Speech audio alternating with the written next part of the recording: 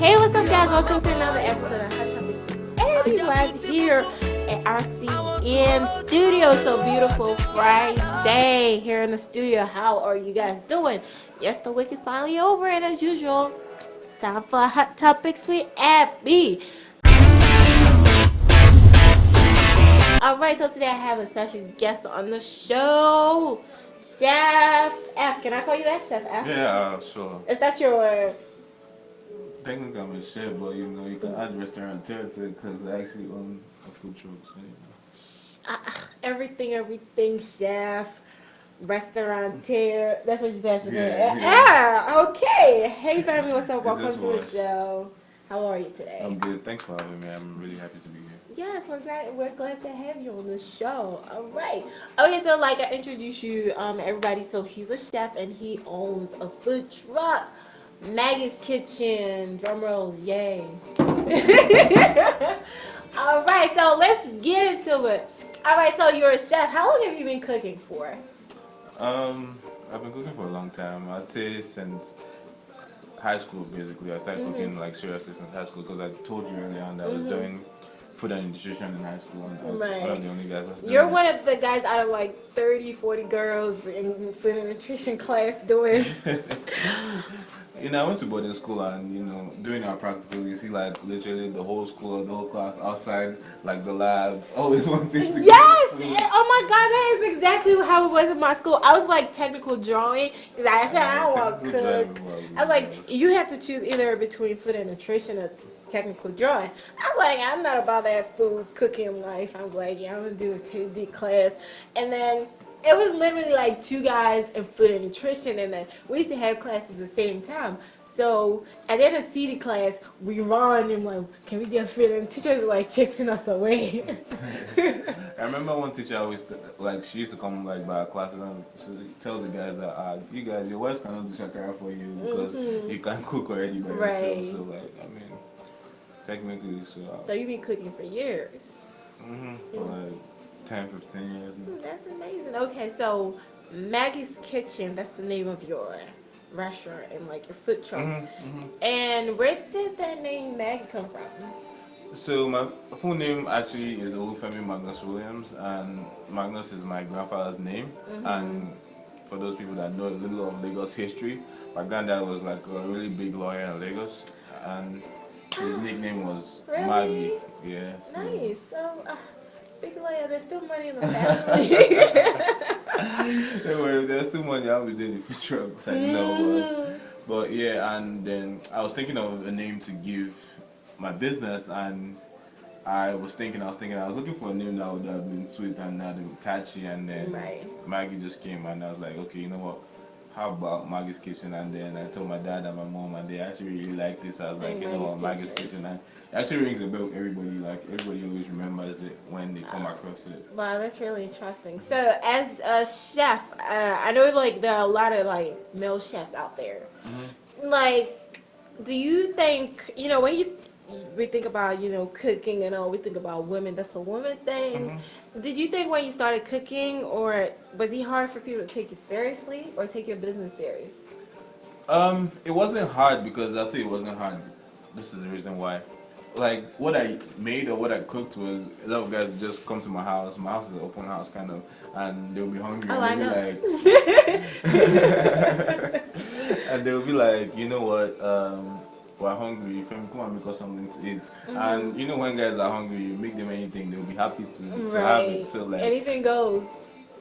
I kind of grew into it. It's not something I really wanted to do. I mean, I went to school, I studied business. Cooking was the last thing I wanted to do. And for a long time, I've always known how to cook, but like, to monetize it was like, you know what, how will I be cooking? What, you know what?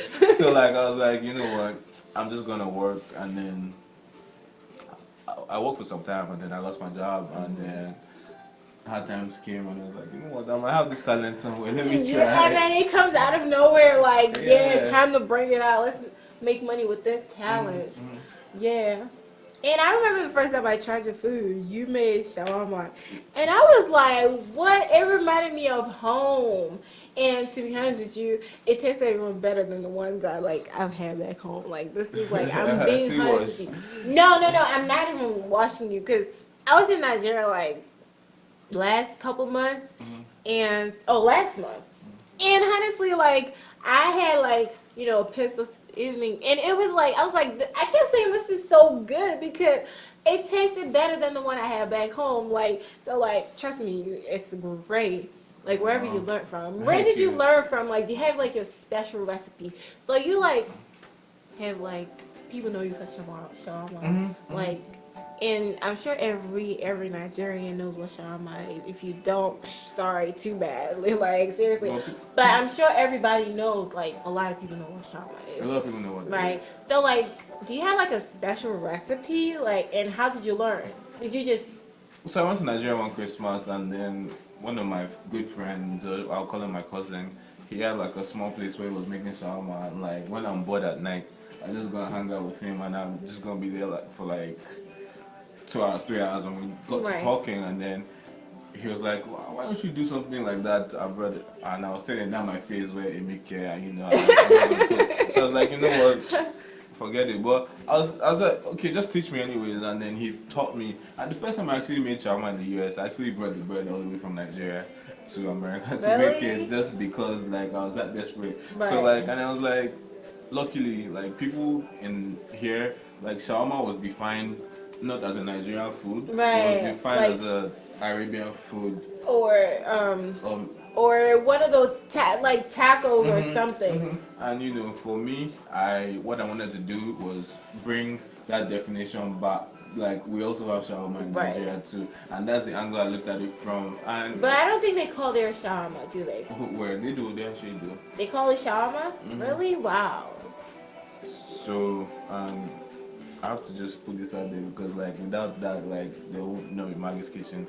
I'm very religious, so what I get a lot of inspiration, from the Holy Spirit, and He tells me to do certain things. So like I would be a fool to say, oh, everything I did or where I've gotten to was by myself, because like even the idea to start it was an idea from the Holy Spirit, and like when you're starting things too, you're kind of uncertain, and God always only reveals things like step by step. I mean, He will show you the whole picture, but He won't give you the whole resources. He gives you step by step. So it's according to like your obedience. And for me, I felt like I heard God say, go and start somewhere that people can come to, and then I was like, okay. And then it was difficult to also start the food truck and everything, but like we thank God, like if you have a good product, it always sells, and luckily I've been able to like have a good product. And I also make soya too, and I make meat pies. And it's interesting you say, because like just like home, right? And the slogan for my business is Maggie's Kitchen, just like home. So Holy Spirit is really. I feel the Holy Spirit here. Like, nah, seriously, but I'm just being honest. Like, it tastes really good. I'm not even watching it or anything like that. Thank you. So, how long have you had the food truck for? Because I know I see your food truck, and I remember when there was a big cookout at the Jesus house. At the annual huge. You were there, and you were doing your thing. Like, the line was long. It was everlasting. I had to go through like kona to even get oneself. Like, it was like. So how long have you been, doing the whole food truck thing? So technically I've been catering for like almost a year, but like to the food truck, I actually bought the truck back, and I finished paying for the truck in February, but I had to renovate it. So like I waited like 6 months, and I had to get my health department permits and everything. So I just started like basically really good a month ago, and I'm still like working my way to like full-time hours. So like I have a job right now, so I do my job and the food truck together. So like, wow, that's a lot.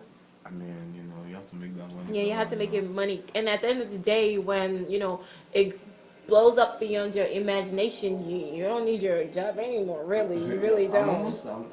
I'm not really blowing up, please, but I'm almost getting to that level where what, I have to be at my business more, because at the end of the day, when I see people, I always encourage them to start businesses, because businesses actually pay more than your job. Yes, it sure does. You can define your time. You can do whatever you want to do at a specific time. But you have to be like 100% disciplined that, okay, you know what, if I have to be at work, I have to be at work. But you know, if you're working for somebody else, you always have to be, but if you're working for yourself, you can relax and be like, you know what, I don't want to open like at 4 o'clock, maybe I'll open at 5 o'clock. Okay. These are like real time scenarios, and these are the things I get tempted with as like a business owner. But like, I know that I need the money, so like there's money that actually pushes me. And something that actually really pushes me more than the money is people that cook, right? A lot of people that cook have this affinity for other people like enjoying their food. So like it's not as much as the money. Like I enjoy people enjoy my food more than actually the money. The money is a plus and the money is actually good. But like when somebody tastes it and like you comment and say, oh, this looks like home or it's really good. That's what makes me happy. That's what like makes me. That's what makes me go. So with your food truck, do you have like a particular spot where people can come to, and is it every day? Are you there every day, or it's like a certain So I'm actually in the process of hiring somebody, and it's 5311 Old Court Road. It's right next to Northwest Hospital, and oh really? It's right here. yeah, it's opposite the African store, the other one too. Really? So we got a good spot too. Wow. So when are you there? What days are you there every day? I'm trying to be there every day, but like my days are Thursday, Friday, Saturday. I'm always there on those 3 days regardless. Right, because you know people are like out of work and like they're. But when like I said, I was about to hire somebody, so when I really get that person, like the goal is to be staffing it every day, to be there like every day, so I can be consistent because I know I have to be consistent to make the business work. Right. Consistency is really important. Okay. So I know you throw this annual cookout thing. Yeah. And this year I was there and I saw how packed that thing was. Oh my God. And you were like constantly busy. Everything was good. The chicken was good. Shawarma was good. I got like 2 shawarmas. I got like 2 shawarmas. Although I didn't eat it all by myself. Everybody was begging me. Like it was so good. But I mean, that alone, being able to pull that kind of crowd alone, like it's like mad success. So I mean, how far do you do you want to take this business to? Like, where do you see yourself in the next 2 years? Let's say 2 years. First of all, the cooker, I don't want to take the credit because I have like an awesome team behind me. I have we know amazing that. set of friends. I have to give them the credit. But if the food is not good, you think people gonna go? No, but I have to give them that credit. So like, be like, you know, for me, like, I usually joke with people like I'm not the CEO of the company. I'm just an employee in the company. God is the CEO. I just do what he tells me to do. But that being said, like in the next 2 years, I want to my dream is to like be creative with African cuisine and try and like infuse African cuisine with like the American cuisine and the Chinese and the Mexican. So I make this really good shrimp tacos, by the way. But shrimp tacos, oh my God. Hint, shrimp soya tacos. That's what it is actually. So tacos. I want to like infuse Nigerian food, and the goal is get my food truck. I want to get like a franchise of like food trucks, and you know, so anywhere like you see Maggies Kitchen on the streets of New York, in Houston, that would be in Baltimore. So like the goal is to expand into like other food trucks. Wow, I can. Oh, that's really amazing. That is so great. So you want to give us your secret recipe? I would love to give you, but the only problem is I'll have to kill you if I give you. So. Okay, so does everybody gets shawarma? Yes, no. We all get, hey, we all get shawarma. Hey, yeah. Did you already eat one before you so started? But you let everybody know I like food like this. Wow. Anyways, thank you so much for coming on the show. It's been really amazing. Maggie's Kitchen, y'all. Can you tell us one more time where the food truck is? The food truck is on 5311 Old Court Road, Baltimore, Maryland.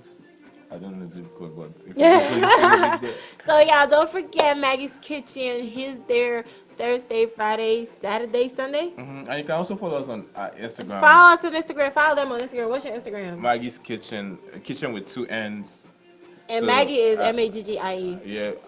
You should have worn a shirt that says Maggie's Kitchen. I actually was gonna wear it, but I was looking for it and I didn't find it. Can you imagine? I got a few made, and I was gonna wear it today, but I didn't find it. Anyway, we forgive you, but for next time you come down the show, you have to wear. That's your passcode to come in. No problem. So you guys are gonna have me back again. Oh, That's definitely, definitely. Mama born you, your mama born you well. And you're beautiful too. I want to hold you, I want to hold you. Girl, I love you. Girl, I wanna love you well.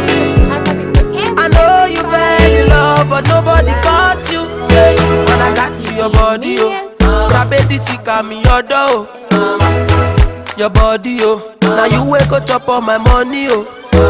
I like this your body, oh. Baby, sick of me, your door. Your body, oh. Now you wake up on my money, oh. Girl, I want to know who be who.